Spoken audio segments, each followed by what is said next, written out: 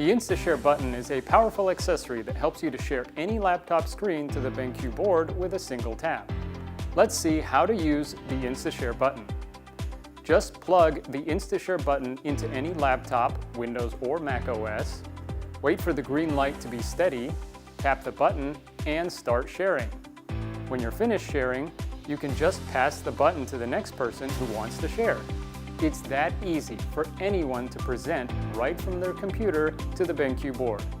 The InstaShare button also has the ability to use the BenQ Board's camera and microphone when you're making a video call on your laptop. To do this, start your favorite video calling solution. If the board's camera is not selected, go into the program's settings and select the camera and microphone. Now you're all set.